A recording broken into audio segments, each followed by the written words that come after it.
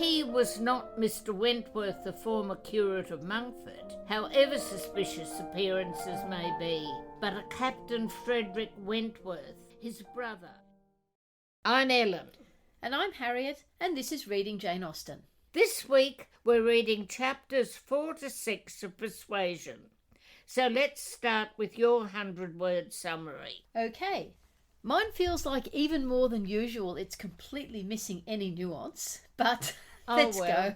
Anne thinks about Captain Wentworth, Mrs. Croft's other brother, to whom she was briefly engaged. Lady Russell persuaded her to break it off, and Anne has always regretted this. She later refused an offer by Charles Musgrove, who then married her sister Mary. The Crofts arranged to take Kellynch. Sir Walter, Elizabeth and Mrs. Clay will go to Bath, and Anne will stay with Mary for a few months. Mary and Charles live near his parents and siblings, and everyone complains to Anne. The Crofts take possession, and Mrs. Musgrove realises that her son Richard briefly served under Captain Wentworth. Right. The author recounts the sad story of Anne and Captain Wentworth's brief engagement, which Anne broke under pressure from Lady Russell. Sir Walter Elliot and Elizabeth agree to let their house and to move to Bath. It is led to an Admiral Croft, whose wife turns out to be Captain Wentworth's sister. Anne goes to stay with her sister Mary at Uppercross and becomes involved with their intertwined lives with her husband's family. The Musgroves realise that their now-dead son was once on Captain Wentworth's ship.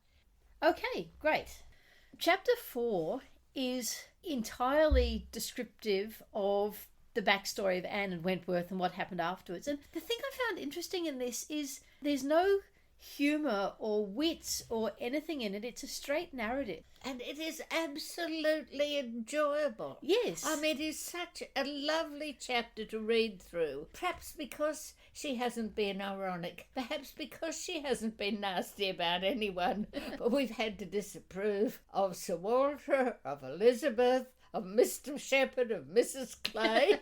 So it's not funny, and yet, as you said, it's so enjoyable. And I keep going back to this, but when I compare it to that info dump at the start of Sense and Sensibility, which does have irony and wit and humour in it, but is still quite a slog to get through. Yes. This is a straight narrative, but it's just so beautifully written that it doesn't matter that it's not funny. I mean, it's loving. I Yes. mean, in sort of a way, well, you know, Jane Austen can be very loving to her characters, can't she? Yeah.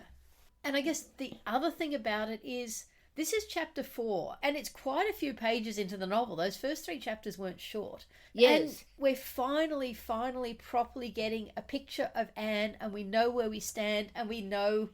Well, I guess we kind of know what the story's going to be once this is set up. Well, yes, that's one of the things I put down, that we have had that Cinderella plot hint already. Yeah. But, you know, one of the things I put down was I think, really, it's beyond being sympathetic, it's beyond being sweet, it's absolutely celebratory of Anne and Captain Wentworth. She tells you you're going to like them, and she does everything to make you like them, doesn't she? Yeah. And, I mean, you feel so sorry for Anne that this happened when she was 19 and she's just got on with her life. Yes. This is what Eleanor Dashwood would have done. Yes. If Edward had married Lucy and Eleanor had just had to live the rest of her life, that's what she would have done. You don't feel like she's been sort of wallowing in grief for 8 years, probably at first, but yes. she has just got on with it. She has been kind of doing the 19th century equivalent of cyber stalking him, and I think she's obviously particularly kept an eye out to see whether or not he's married. But yes. She's basically given up hope, and I think that's one of the beautiful things about this book, that it's about second chances. Yes. And of course, she does have, unlike some of the other characters, unlike the incredible bravery of Fanny saying no to Henry Crawford. Yes. Anne doesn't need to be as brave to say no to Charles Musgrove because, you know, she will get £10,000 when her father dies, and while her father is still alive, she says it herself, if she's not happy at home, she can always find a home with Lady Russell. Yes. This bit where they apply to Sir Walter for permission, and it says, without actually withholding his consent or saying it should never be, gave it all the negative of great astonishment, great coldness, great silence, and a professed resolution of doing nothing for his daughter. Which is, I can just see him sitting there saying, whatever, do what you want, I don't care. Yes, yeah. The other thing I like, though, is we have got Jane Austen. We can see she loves Anne because, she's telling us that Anne has given up the engagement. But she didn't do it for her own sake. Yeah. She's stressing that Anne is also thinking, have I got the right to tie him down in this way? Will this stop him taking chances that would lead somewhere better? Yeah. I think it's important that is made quite clear, that ultimately the decision is made because she believes it is for the best for him, not for the best for her. Well, look, if Lady Russell hadn't told her to, she probably wouldn't, but now those views are put in front of her. Yeah. And she sort of also thinks, well, look, if it could be bad for me, it could be bad for him. Yeah. Oh, yes. One other thing, and this kind of does support Lady Russell's position. Wentworth is all positive and enthusiastic, and I'm going to get a ship. The notes in my Cambridge edition say that, Frederick Wentworth had been made a commander in consequence of the action off St. Domingo. And the notes say that in 1812, there were 586 commanders in the Navy, but only 168 sloops. Lady Russell is actually quite right in being concerned. Well, she's looking at the fact that he doesn't seem to have much in the way of patronage. Yeah. And, of course, he's spent freely what has come freely. So that, again, is something Lady Russell wouldn't like. He's not saving his money. Put something so away. She might worry that it's going to be Sir Walter all over again. Oh, no, but no, nobody could mistake Captain Wentworth for Sir Walter. Yeah. And what we learn in this chapter is that after this brief episode of only a few months in her life, she lost her bloom. That's a term I think used several times throughout the book. Oh yes. I mean, what Anne has is bloom. Yeah. Other people have beauty. Some people are pretty. Basically, this chapter is all descriptive, no dialogue. It's just giving us Anne's backstory and bringing it up to today, all the way through to saying that she now thinks differently from what she did when she was 19. Yes. And we also learn that she's been cyber-stalking Wentworth, and he actually has done just as well in his career as he said he would, which is really lucky for him. Oh, I don't know. There were sort of people that do get chosen. I mean, there are people who look like winners and there are people who look like losers. Mm. And, he looks the kind of person everyone says, oh, yes, him, he's great, yes. And then sort of towards the end of the chapter, we get the bit that I think is, again, very, very indicative of Anne's way of managing things, which is when it says she can't think about him coming to live at Kellynch without revival of former pain, and many a stroll and many a sigh were necessary to dispel the agitation of the idea. Yes. So she is still... I mean, she's terribly sensitive. Yeah. But she doesn't express her sensitivity the way Marianne did. Yeah. Yeah, she's not performative about it. She's not outgoing about it. She's just getting on with life. Yes. She's, in so many ways, I think the character Eleanor Dashwood was meant to be, and Jane Austen didn't quite pull it off in that book. But after all, she made Eleanor 1819. Yeah. So, basically that's where the chapter finishes, with her being pleased that no one else is going to bring it up because they either don't know or don't care. Yes. And she's going to be able to cope. So then chapter 5 is where we're back in the present and things start happening again. So we learn that the Crofts are going to take Kellynch. Yes. And I think it's nice that, referring back to that earlier chapter where Sir Walter was being very on his high horse about, well, we're not going to give them access to this and we're not going to give them access to that. In the end, it's just all the standard clauses are taken. Well, look, this is something I've just started to think about. With Sir Walter, is Sir Walter really any brighter than Mr. Rushworth was? I think he's brighter than Mr. Rushworth. But not much. Look, he's not terribly bright, but Mr. Shepherd is very good at managing him. Yes, I mean, he's been very lucky to have Mr. Shepherd. Yeah. And I like the fact that, Sir Walter has been flattered into his best and most polished behaviour by Mr. Shepherd, and he approves of the Admiral not looking too weather-beaten, but then the Admiral says of him, I thought we should soon come to a deal, my dear, in spite of what they told us at Taunton. The baronet will never set the Thames on fire, but there seems to be no harm in him. Which is really quite a generous statement, but maybe it's because Sir Walter was on his best behaviour. I mean, what does it matter? He's got, a nice estate. It's managed by Mr. Shepherd. Yeah, I love that expression, will never set the Thames on fire. Yes. But then we get the bit about younger sister Mary saying, I'm sick and I can't do without Anne, and Elizabeth saying, well, nobody will want Anne in Bath. Which again, I almost wonder, would she be quite as gross as that about it? I mean, it's unclear whether she says that to Anne or to her father or to whom, but and then we get the bit where Mrs. Clay is going to Bath with them, and Anne feels obliged to warn Elizabeth because she's concerned that Mrs. Clay is going to attract Sir Walter. Well, I just wonder if Anne really thought it was any use to mention this to Elizabeth, or was this another one of the things like, I've got to do the right thing. It mightn't be any use, but, I'll never forgive myself if I don't do this really unpleasant thing. I think so, and probably also just a bit of covering her own backside. Basically, Elizabeth can never say to her, why didn't you tell me? Yes. So I don't think Anne ever had any real hope of... Oh, no, she had no hope at all of doing it. No, she did it because she thought she had to. Yeah. And so then the Elliots leave, and again we're back into comedy with Sir Walter prepared with condescending bows for all the afflicted tenantry and cottagers who might have had a hint to show themselves. Yes. And then the chapter moves on to the wonderful introduction of Mary. Yes. Who is, she's profoundly irritating, but one of Jane Austen's most wonderful comic creations. Yes. When Anne arrives at Uppercross Cottage, her handling of Mary is just masterly because, I wrote this down, Mary is complaining about Charles. Mary is complaining about her children. Mary is complaining about the Musgroves. Mary has been to the pools, but then complains about going there in the carriage. And yet Anne just sort of accepts everything, doesn't point out the contradictions, just gets on with things, tidies up the room, and by the time they're finished, Mary is happy enough to walk over to the big house. It's such a beautiful scene. And Mary doesn't even notice her own contradictions when she says, Anne, why didn't you come? And then later, but you didn't ask about the dinner at the pools. Oh, but I thought you'd be too sick. Oh, no, I was quite well yesterday. Yes. Oh, yes. And we see that throughout the whole book. Mary is so self-centered. You know that bit in Middlemarch talking about Rosamond where George Eliot talks about holding a candle flame up to a polished something, and you see all the lines just make circles around the candle flame. Everything centres in on Mary, and she just doesn't...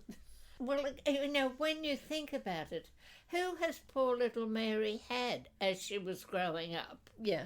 Her mother died when she's only, about 6 or 7? How old is she? She was 8 or 9.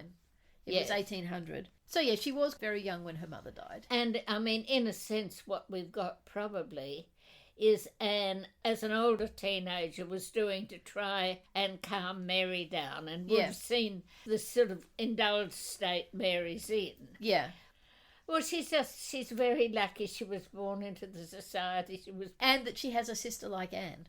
Yes. If there was no Anne... Look, I think the Musgroves would have... The Musgroves accept her and they run with it, but Anne can actually manage her. Yes, Anne can make her actually behave better. Yeah, and be happier.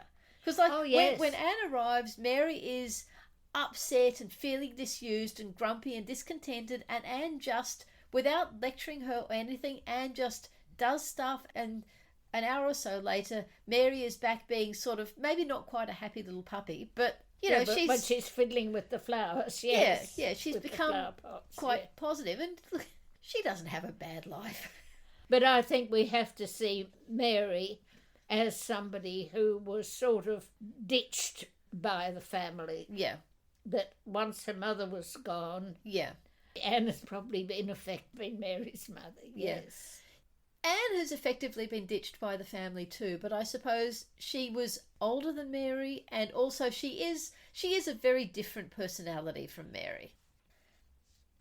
And so in this chapter we get introduced to the Musgroves and we get introduced to Louisa and Henrietta without necessarily realising how important they're going to be later in the book. We also get this picture of generational change. The Musgroves are in the old style. They're very good-humoured. They're not very genteel. They're not very educated. And then the younger ones, they've all been sent off to school, and the girls are sort of reorganising the whole room, and the village they've completely done over Uppercross Cottage for Charles and Mary to move into. Yes. So, I mean, I don't know if Jane Austen is doing anything with this, how meaningful it is. I guess it's just an observation. I suppose it's something that I'm sort of fairly familiar with. Yeah. From reading Victorian books. They call it the cottage. The thing I love is in Trollope it's called the small house. Uh-huh. You know, there's the great house and the small house. Yeah. Well, I suppose it's because Anne has now moved into this society that she's going to be in for the next X number of chapters. Well, really, for the rest of the book. Well, no, up until Bath. But it feels like chapters 1 to 3 were set up, chapter 4 was backstory, and chapter 5 is where it really properly gets. And that's where you fall in love with the book. I think we did say in our last episode the story gets going. And I think that was in chapter 2. And you kind of feel that the story does get going, but suddenly in chapter 5, the real story gets going, and Anne's some nice story people gets come. going. Yeah, and some nice people turn up. Yes. Really, if you look at it, a very long introduction. Yeah. Well, yes, looking at my Cambridge edition, it's the first 33 pages of what is ultimately a 275-page book. That's really about an eighth of the book is set up. Yes. But some of that setup didn't feel like set up at the time. All those chapters are pretty pure enjoyment. Yeah, for different reasons. I do love the opening to chapter 6 where it talks about how at Uppercross nobody actually cares what was happening at Kellynch. Yes, yes. So it's like she hasn't moved that far away, but it's like it's another country. Yes. Then we get more about the relationship between Mary and Charles and their children. But we also get another really funny piece where you have everybody complaining to Anne about each other. Oh, no, well that's gorgeously done. Next time, when I'm talking about the 1995 film adaptation, they dramatise that so beautifully. And this is, again, a difference between Anne and Fanny. No one would do this with Fanny. No. But Anne just responds. I guess Anne responds by listening and by saying the right thing. Yes. And by probably keeping her opinions to herself. Yes. But just saying everything she can to kind of soothe people and gives them, basically she's given them the opportunity to say their say, and maybe they think she'll do something and maybe they think she won't, but at least they've said it. Yes, yes. And then the Crofts take possession and Mary can't rest until she's convinced Charles to drive her over. And again, one of those little sentences where Jane Austen is just showing people up, where she has Mary saying, oh, I don't want to go near there, oh, it's too sad. And then she's nagging Charles to take her in the, what's the curricle? The notes to my book say it must be the curricle because there's no space for Anne. But again, it is just another little picture of Charles and Mary's relationship that she nags him, but he goes along with it and they go off together, just the two of them, to pay this call. Yes. And isn't Admiral Croft sweet with the boys? Oh, yes. There's 2 references to his good-humoured notice of her little boys, and the boys declare he should not go and being too much engrossed by proposals of carrying them away in his coat pockets. Yes. But this, of course, is where we learn that Captain Wentworth is coming to stay with them, and this is where we learn the story of poor Richard. Yes. And a lot of people have commented on how unsympathetic Jane Austen's description is of Dick Musgrove. Of the difficult boys. I mean, you know, that's where I put together a group of quotations from different people about boys in the 10, 11, 12 group. Because that's how old he would have been when he got sent. Well, I imagine 12 or 13, yes. The point is he was sent away when he was very, very difficult to deal with. Which, when you think about it, when he's that young, it's not like sending away an impossible 15-year-old. No. He's not old enough to have developed any really serious vices. No, no. She really doesn't like boys in that age group. Yeah. Remember when she had that dear little itty Dawdy? Yeah. This is what she wrote about him later. I shall think with tenderness and delight on his beautiful and smiling countenance and interesting manner until a few years have turned him into an ungovernable, ungracious fellow. I mean, she doesn't think much of 8 or 9-year-old boys. Yeah, but there's still, there's a difference between having an ungovernable child and potentially even sending off an 11-year-old boy to join the Navy, because if they were going to send him to join the Navy, that was when they had to do it. Yes. But to then sort of say he was such a problem child that he didn't actually deserve to be regretted when he died, that's harsh. I agree with you. Jane Austen is very harsh in this, even when you put her beside other women of her period who you think might be tough with difficult little boys, but in fact, the absolute classic ones tend to take it the other way round. You've got Maria Edgeworth being sympathetic with this little boy, and the good French governess, she sort of found this little boy there, and she says, "Do hold your tongue and sit still where I bid you, Master Herbert," operated so powerfully upon this young gentleman that at 8 years old he partly fulfilled his tormentor's prophecies, for he became a little surly rebel who took pleasure in doing exactly the contrary to everything that he was desired to do, and who took pride in opposing his powers of endurance to the force of the punishment. Then there's this one out of The Daisy Chain by Charlotte M. Young, dealing with sort of how a child can get lost in a large family. Yeah. As I imagine Dick got lost in the huge Musgrove family. Yeah. If a child isn't very good at selling themselves or being funny, they're likely to get bullied, they're likely to get picked on. And in The Daisy Chain, this little boy at school starts to get bullied, and the more he gets bullied, the worse he behaves. Yeah. And how miserable life is for him until somehow people take some notice of him. And then he pulls himself together. These women seem to have picked up that in a big family, a little boy who isn't quite as good, quite as tough, because they're not as brave or as tough, they start to tell lies, start to be in trouble. Oh, the other one that I like thinking about is in 7 Little Australians, where there's Bunty there. Yeah. Who again goes through this trial. I think that's kind of what Mrs. Musgrove is seeing. She's obviously somewhat wallowing in her grief. Yes. But it's legitimate grief, and part of it is possibly just this whole loss of potential. He wasn't a good little boy, but if he'd survived, he could have grown up to be a fine young man. And of course, being his mother, she thinks he would have grown up to be a fine young man, particularly if there had been more captains like Captain Wentworth to look after him, even though the narrator says actually there was no sign of that happening and everyone wanted to get rid of him really quickly because he was useless. But, I mean, we've commented before in Mansfield Park, when the person Mr. Yates was staying with and their grandmother died, you commented on how unsympathetically Jane Austen treats that death. The death of Mrs. Churchill is also treated moderately unsympathetically. Yeah. But I do think she reaches peak lack of sympathy here when she says the Musgroves had had the ill fortune of a very troublesome, hopeless son and the good fortune to lose him before he reached his 20th year. That is callous. When you think about it, that's not Anne's picture of it. But this is just what a tough neighbour is saying. You know, when they hear that Dick Musgrove has died, they say, oh, well, good riddance to them. Yeah. Whereas... But somehow it's not feeling like the voice of a neighbour. It's feeling like the voice of the omniscient narrator telling us this is what we must think and positioning Mrs. Musgrove's grief. And I don't have any issue with the presentation that he died and they felt sad and then they moved on and pretty much forgot about him until now, and now they're kind of wallowing. But just that particular way of putting it is very unfeeling. Yes. Well, it just feels very, very callous. Yeah. And I guess we do just have to remember that, yes, this is the Jane Austen who in her letters also sometimes just to Cassandra, not for public consumption, but did write very callously about death. So yes, yeah, it is what it is.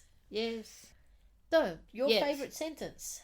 was Sir Walter, without hesitation, declared the Admiral to be the best-looking sailor he'd ever met with, and went so far as to say that if his own man might have had the arranging of his hair, he should not be ashamed of being seen with him anywhere. And that parallels nicely with Admiral Croft saying of Sir Walter that he'll not set the Thames on fire, but there's no harm in him. Yeah. Well, my favourite sentence is actually really long, so I'm only going to do the first half of it. Yes, well, there are so many semicolons and colons in these sentences. Yeah. So this is Anne thinking about Henrietta and Louisa Musgrove. Yes. And it says, Anne always contemplated them as some of the happiest creatures of her acquaintance, but still, saved as we all are by some comfortable feeling of superiority from wishing for the possibility of exchange, she would not have given up her own more elegant and cultivated mind for all their enjoyments. The reason I like that, aside from the fact that it's beautifully balanced and nicely ironic and everything, is even though this whole book, Anne is presented as the most wonderful Jane Austen heroine there is, and the author clearly adores her, but there's still these moments where it just steps back and is a little bit ironic at her expense. Yes. And I like that. I think it keeps it grounded. I really like it. Yes.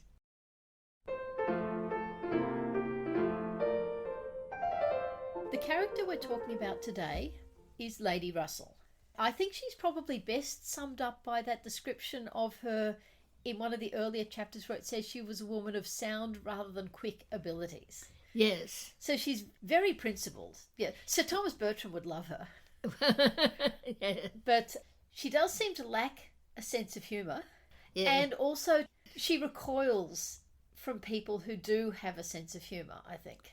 Do you? Yes. Well, she certainly recoils from the sort of energetic, outgoing, positive, enthusiastic nature of Lieutenant Wentworth as he is when she first knows him. Yes. It's not just his lack of rank that bothers her, or his lack of fortune. I think it's his personality as well doesn't quite sit with her. I mean, I think Jane Austen makes that quite clear, that what she can't bear is this idea that, oh no, it'll be right, things will happen. Yeah. But people that are lucky, they often do. Mm. Well, lucky in the sense that they have the personality to make a good impression on people. Yeah. I started to think probably part of the reason she disapproved of Captain Wentworth is she is not exactly social climbing. But, well, I thought she could well have approved of Sir Walter's view of the Navy as being the means of bringing persons of obscure birth into undue distinction and raising men to honours which their fathers and grandfathers never dreamt of. I get the feeling that that's part of... She didn't want Anne to marry somebody who was going to make a good career for themselves. She wanted to marry somebody whose ancestors had been somebody. Yeah. I think she wanted Anne to be safe. Yes. And Charles Musgrove would have been safe. Yes. Though I think she feels Anne would have deserved better. Whereas she didn't feel that Wentworth was safe. Yes. And that's partly for the rank thing and partly for the personality thing. And yes. Do you like Lady Russell? No. Mm. Do you? I don't dislike her, but... if you think of the word dowager, that's how I think it gets filled up with Lady Russell.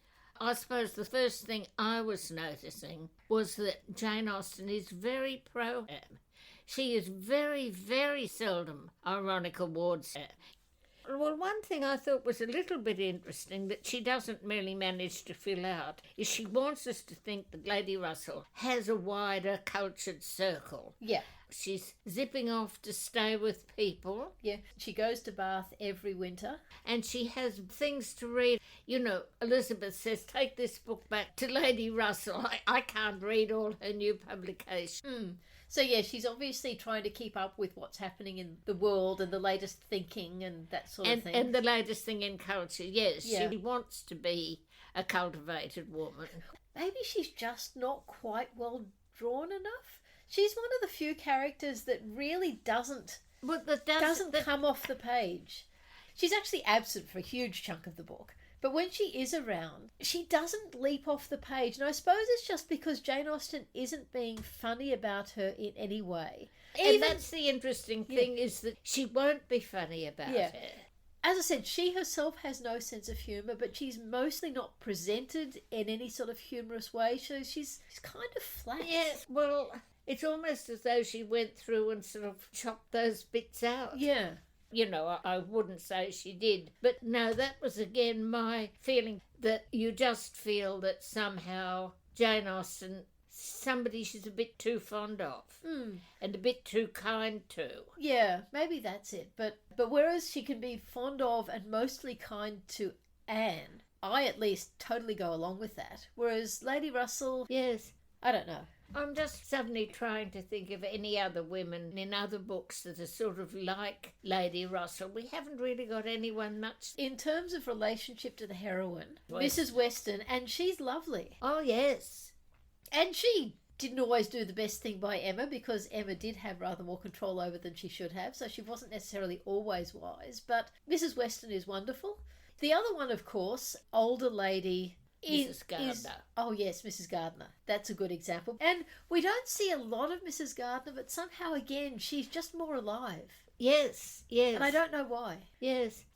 Though one other thing that I wonder, does Lady Russell have anything to leave? I mean, we don't know. No, basically, I think you'd have to take the view that possibly Lady Russell had a fortune of her own, and since she didn't have any children, perhaps she inherited. You know, if she had money of her own, it mightn't have been left for her to give. Yeah, it might all be tied up. But if she has money to leave to anyone, then yes, sure as it's going to Anne. Yes. Actually, no. She probably, being Lady Russell, she probably would have felt obliged to divide it between the three sisters. But Anne would totally get something. Yes, yes. But that's if she had money to leave, which we don't know. Okay, so that's Lady Russell. I just think maybe not an entirely successfully drawn character. No, she's a sort of a nothing character. I mean, when you put her beside Mrs. Weston and Mrs. Gardner... It's just the whole presentation of Lady Russell is just a little bit heavy.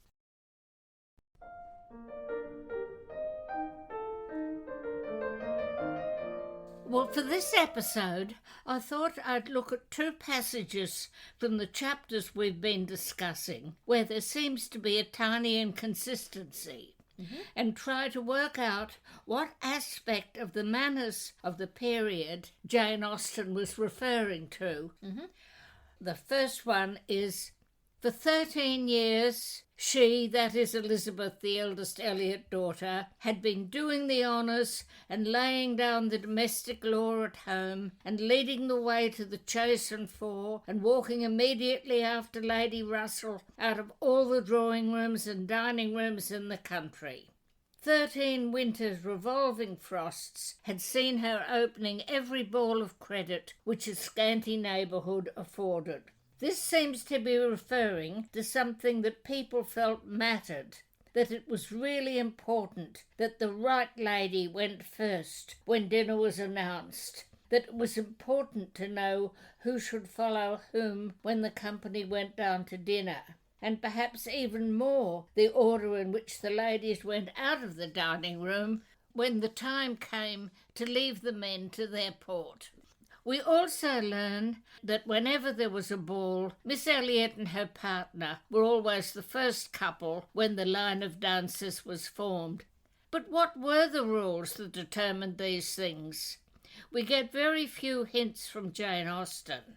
In Pride and Prejudice, we have the little incident when, as the family leaves the drawing room, the newly married Lydia pushes ahead of her elder sister, saying, "Ah, Jane, I take your place now, and you must go lower, because I am a married woman."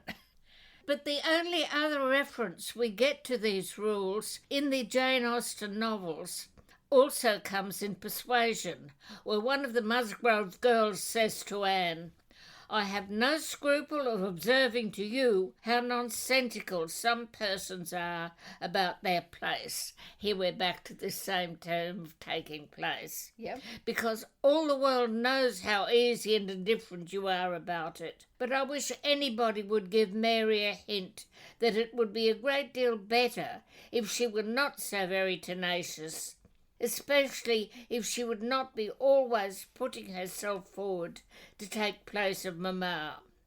Nobody doubts her right to have precedence of mamma, but it would be more becoming in her not to be always insisting on it. It is not that mamma cares about it in the least in the world, but I know it is taken notice of by many persons. Here we find that the former Mary Elliot insists on pushing in a Lydia-like way ahead of her mother-in-law, Mrs. Musgrove, because she, as daughter of a baronet, should be granted higher status than her mother-in-law, even though their husbands, as the owner of a country estate and his heir, would be the other way round. I mean, if there were only men present, Mr. Musgrove would go ahead of Charles. Yeah. This is, I think, the only place in Jane Austen's novels where we come close to the formalised rules for what they call in these passages taking place, rather than the everyday rules of politeness. Ladies first, youth gives way to age on social occasions. However, if you read novels where the focus is a great deal more on the aristocracy, that is, the class above the country gentry, and of course, just as a reminder that baronets are not part of the aristocracy, they're at the top of the gentry, you realise that there were very strict rules about who should follow whom. You find them referred to in passages like this is from a novel, where one snobbish character criticises another as being the kind of man who knows as much about placement, that's the French word for precedence, as to send the wife of the youngest son of a marquis into dinner before the daughter of an earl married to a common. You definitely need a complicated diagram to work it all out. Yes. Oh, well, that comes from a novel called The Acceptance World by Anthony Powell, set in the 1920s. I don't really know much about this subject, but it has sent me to take a look at a book I bought many years ago called Mixing in Society, a complete manual of manners by the Right Honourable the Countess of published in 1870. Right. But I'm not just relying on this book. Yep. Everything I've got from it is about the same.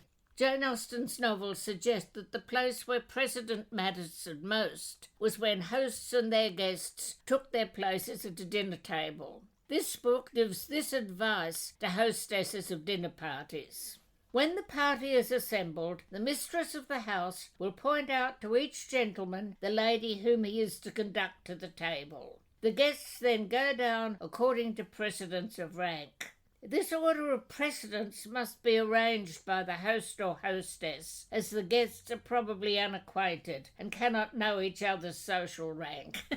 Well, particularly if it was as complicated as in that Anthony Powell extract. What it says is, if the society is of a distinguished kind, she will do well to consult Debrett or Burke before arranging her visitors. Now, Debrett and Burke were the publishers of versions of Sir Walter's favourite baronetcy. They also published a peerage and various other things, but they each did a baronetcy.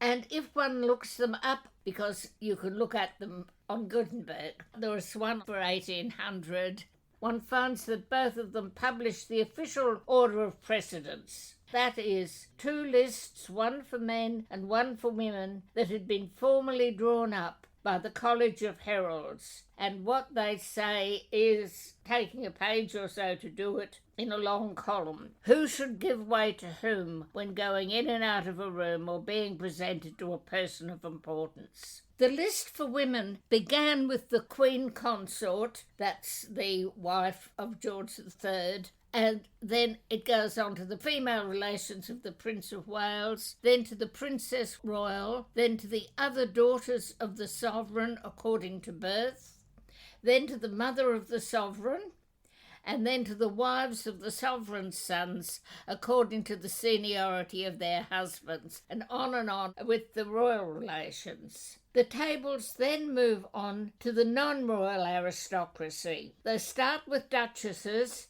followed directly by marchionesses, that is, the wives of marquises. Then they backflip to the wives of the eldest sons of dukes, that is, the ones that could be expected to inherit, and then to the daughters of dukes, and then we come back to the main aristocracy, which is the countesses, that's the wives of the earls. Come next, with the ranks between them and the viscountesses, that is, the wives of viscounts, infilled with women connected to the marquises, and it goes on in this way, slotting in the rest of the earls and viscounts' children until we get on to daughters of barons. Logically, one would expect wives and relations of baronets to come next, and then the wives and relations of knights, but this isn't what happens in Persuasion. Even though Lady Russell is herself the widow of only a knight, she's always taking precedence over the Elliot sisters. And that sounds as though it shouldn't be like that. But in the tables of precedence I've been able to look at, the orders of knighthood that are listed fall into two groups. One group that takes precedence over baronets and their belongings, and another group that falls below them. And I think this may explain why Lady Russell went out of the dining rooms of the neighbourhood ahead of Miss Elliot. In the group above the wives of baronets were the wives of Knights of the Garter and the Scottish and Irish orders, the Knights of the Thistle and the Knights of St. Patrick. But the wives of the several varieties of Knights of the Bath, of St. Michael and St. George, and all the Knights Bachelor, that is, all those who've been personally knighted by the king, and their daughters and wives and their sons come below them. So you've got the baronets are sitting there, sort of in between two sorts of knight. It seems then that for Lady Russell to take precedence over Elizabeth Elliot, her husband would have had to have been one of the grandest sort of knighthood. On the other hand, the other sort of custom, age before youth, don't change what we've been used to, may have come into play here. It was a smallish society, probably not consisting of anything like the Bennets' 24 families, and they just didn't want to change things when all the Elliot girls were starting to come of age. Well, I think that's all the tables of precedence can help us with these early chapters of Persuasion. Later on, when we move on to the more broadly stratified society of Bath, with lots of aristocrats in there drinking the waters, and the Elliots are socialising with their aristocratic Irish cousins, it may turn out to be of use again.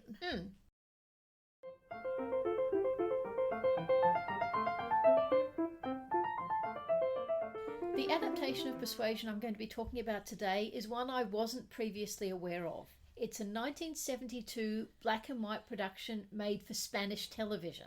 Goodness. Yes, 10 episodes, each one of about 20 minutes. I found a really helpful article on Persuasions online from back in 2008. It's called A la Señorita Austen, an overview of Spanish adaptations by Mari Carmen Romero Sanchez. And what she says is, the Spanish public broadcasting channel TVE in the 1960s broadcast programs based on books. They used a lot of classic Spanish novels, but also not Spanish novels. And according to this article, 7% or more of the people used to watch these programs every day, and not all households in Spain had a television set. Oh, right.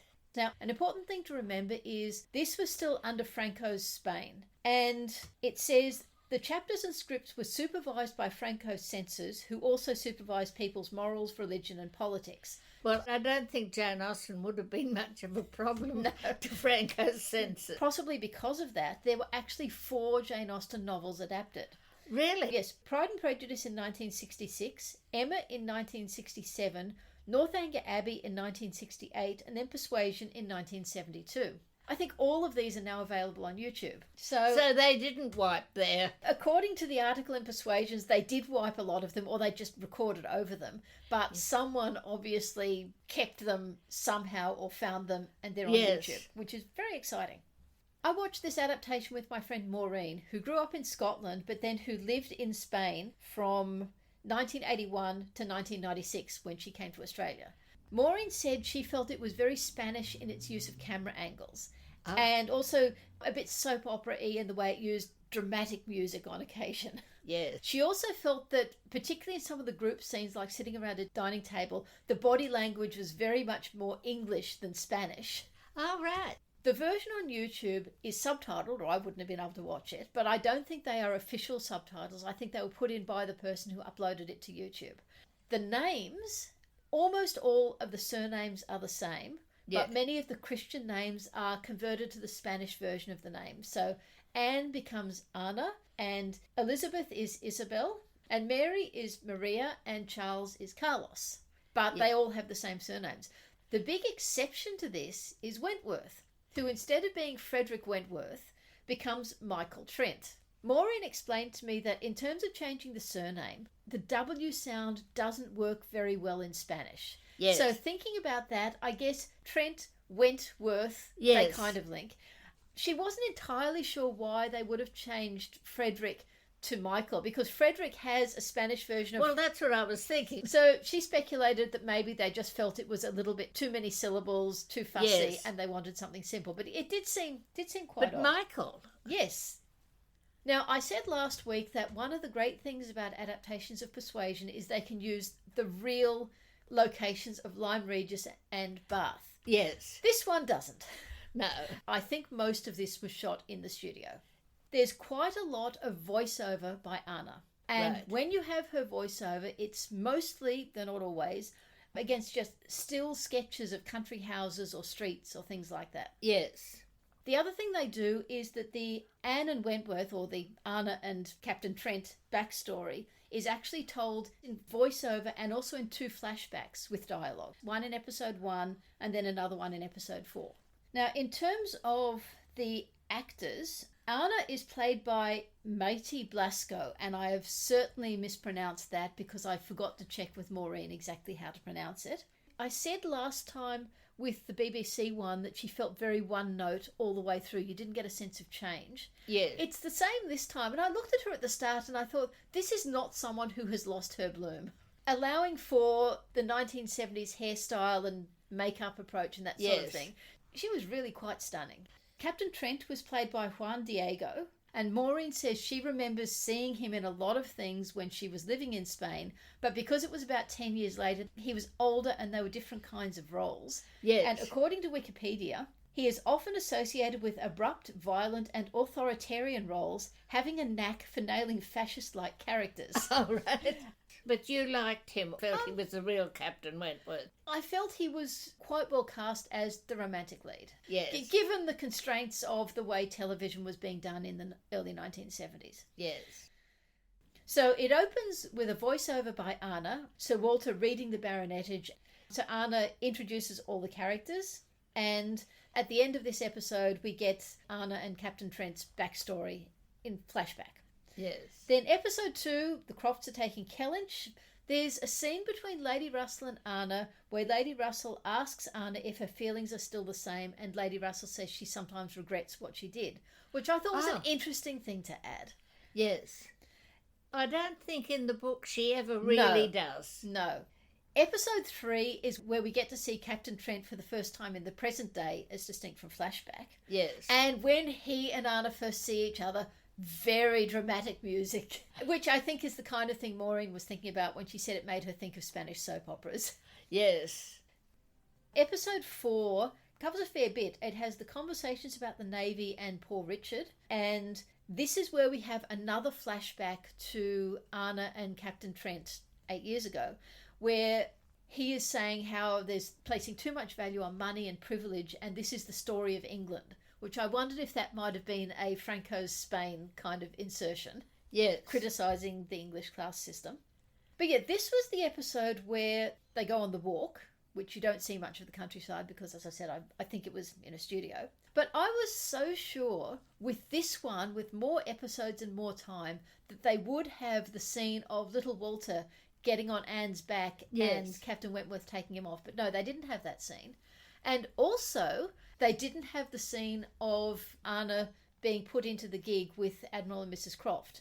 Yes. Probably because they couldn't afford a horse and a carriage. Yes. Which is a pity, because you lose two of those key moments in Wentworth's emotional progress. Yes, when his gallantry comes to the fore. Yeah. Now, episode 5 is the Lyme episode. So they basically cover Lyme in one 30-minute episode. Yes. It's not shot in Lyme. It's almost all interiors. Because they don't have the walk on the cob where Mr. Elliot sees Anne, in this instance, they're having dinner at the inn, and he comes into the room and looks at Anna. Captain Trent isn't really happy about that. Yes. After this meal at the inn, it's nighttime, it's dark, and they start walking back to the Harvilles, and Louisa trips over a stone. Oh, right. And Captain Trent blames himself for suggesting they should walk back. But yeah, there's nothing about being jumped down. He's not directly involved. She just tripped over a stone, which seems kind of ridiculous. An interesting thing they added is where Anna is going to go back to Uppercross instead of staying with Louisa. Captain Trent criticises her for giving in and not staying with Louisa, and it's clear that he's linking it back to her being persuaded back in the day to break the engagement. She's again been persuaded to do something that is against her better judgment, which is actually kind of true. She is persuaded, but she only does it in the book because Mary is going to make everyone's life a misery. Yes. So she does it reluctantly rather than against her better judgment. That's the end of episode 5, and this is 10 episodes. So halfway through is where we go to Bath. Yes. Episode 7 introduces Mrs. Smith, and when Anna mentions Mr. Elliot to Mrs. Smith, again we have dramatic music. A slightly odd thing that I didn't really understand why they did it. Anna initially thinks Louisa is engaged to Captain Trent because an earlier letter from Maria either didn't arrive or possibly just wasn't written. So they just get told that Louisa is engaged, and obviously it's Captain Trent. So it's not until she's talking to Admiral Croft that she learns it's Captain Benwick that Louisa is engaged to.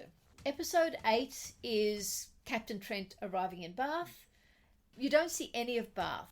Episode 8 has exteriors. Again, I suspect they're done in a studio, but instead of being in a shop when the rain starts, they're under a pavilion in the park. Yes. And then the concert is a concert in the gardens, which I'm pretty sure is the same set, but you have more pavilions. Episode 9 is almost entirely the discussion with Mrs. Smith. Yes. Giving the backstory of Mr. Elliot. Yes. Yeah. And then there's a brief scene back at Laura Place, and then that episode ends with the doorbell ringing, and you're expecting it to be Mr. Elliot. But episode finishes, you don't know who it is. That, when you think about it, leaves quite a lot of work for episode 10 to carry. Yes. It turns out it's not Mr. Elliot at the door. It's Carlos and Maria arriving. Then, and this is where it suddenly goes very off script from the book, Mr. Elliot actually proposes to Anna, and she says, I have been informed of your life. And then she says, you must leave this place. It was completely different from the book. Mr. Elliot leaves, but he does leave a letter behind for Mrs. Clay. So when Maria sees Mr. Elliot and Mrs. Clay from the window of the inn, given that that comes after he's left behind a letter for Mrs. Clay, the fact that she sees the two of them out of the window is given a completely different context. Yes. There is the scene between Anna and Captain Harville about women's and men's. So they, as you say, they're squeezing a lot into 20 minutes? Yeah. But then Captain Harville goes to Captain Trent to get him to join into the conversation, but Captain Trent has gone. Yes. And then Captain Harville picks up a letter Captain Trent has left behind, which is for Anna. Yes. And the letter is not as long as in the book, and I don't think it has the line, you pierce my soul. But instead of saying, I will try and meet up with you, a word or look will be enough, he just asks her to look out of the window and he will be waiting to see if she does. Oh. So she looks out the window and then it cuts to his face. That's the last shot of them, her looking out of the window and him looking back up. It finishes with Sir Walter and the Baronetage, which is where it started, and Anna's voiceover just saying what happened at the end. Yes. It was very 1970s, and of course I was reading subtitles that probably missed a certain amount of nuance, but it captured some aspects of the book quite well, but it also made some changes. Some of them did surprise me. In particular, the scene of Anne so pointedly refusing Mr. Elliot and telling him she knows his story. And I guess what I did feel is by losing the scene of little Walter and by losing the scene of him putting her in the gig and by adding him speaking very bitterly to her as she's leaving Lyme, I felt that you didn't get quite that same sense of that character's personal change of emotion throughout it. Yes. Just as Anne, you didn't get any sense of her losing her bloom and getting it back again. But yes, I found it very interesting and enjoyable to watch. I'm very glad I was able to watch with Maureen, who could give me the insights from a Spanish point of view. Yes. But the one I'll be talking about next week is the 1995 production, which I have a number of issues with it, but it is still probably my favourite adaptation of Persuasion. Yes.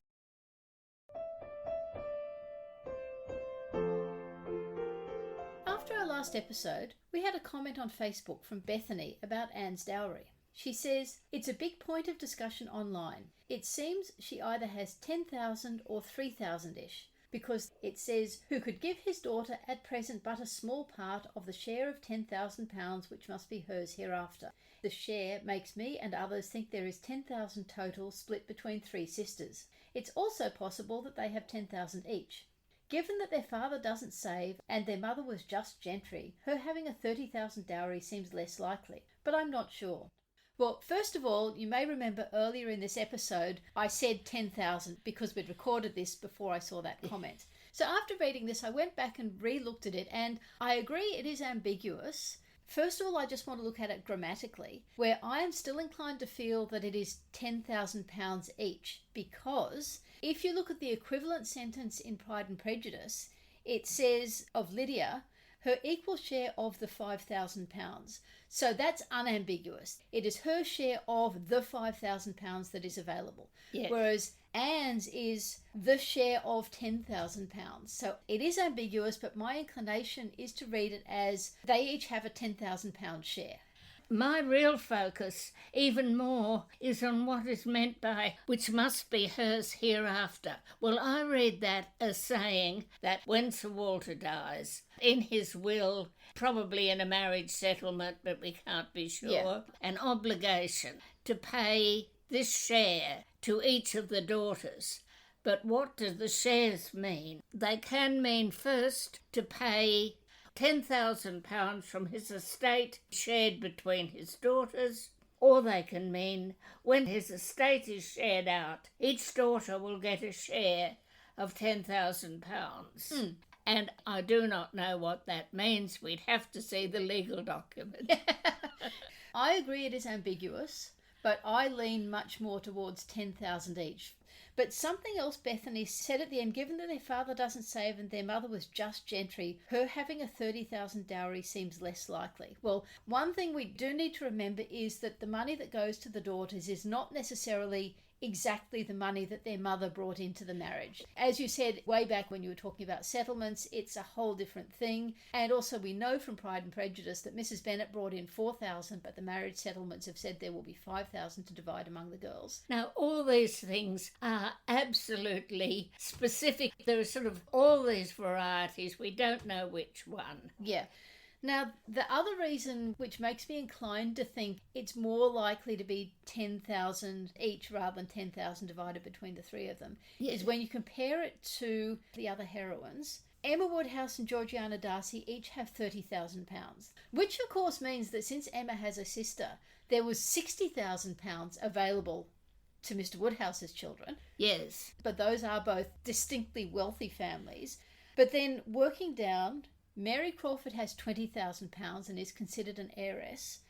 And then you're sort of working down further. Another one is Catherine Morland, because it turns out that somehow or other her father, in spite of all his children, is going to be able to give her £3,000.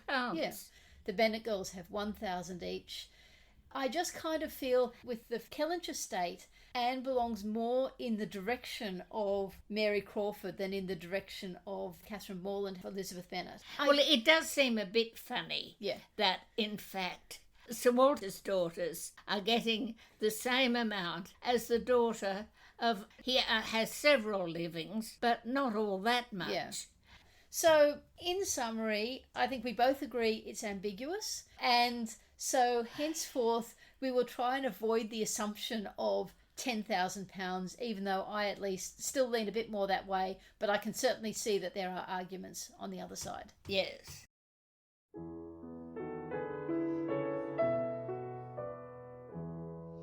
You've been listening to the Reading Jane Austen podcast with me, Harriet. And me, Ellen. In our next episode, we'll be reading chapters 7 and 8 of Persuasion. The structure of this podcast was inspired by Harry Potter and the Sacred Text. Our music is Creative Commons performances of pieces Jane Austen might have listened to. You can find us on our website, readingjaneausten.com. We're also on Facebook at Reading Jane Austen and Instagram at reading_Jane_Austen. You can email us at readingjaneausten.com or rate and review us in your podcast app. We hope you'll join us next time.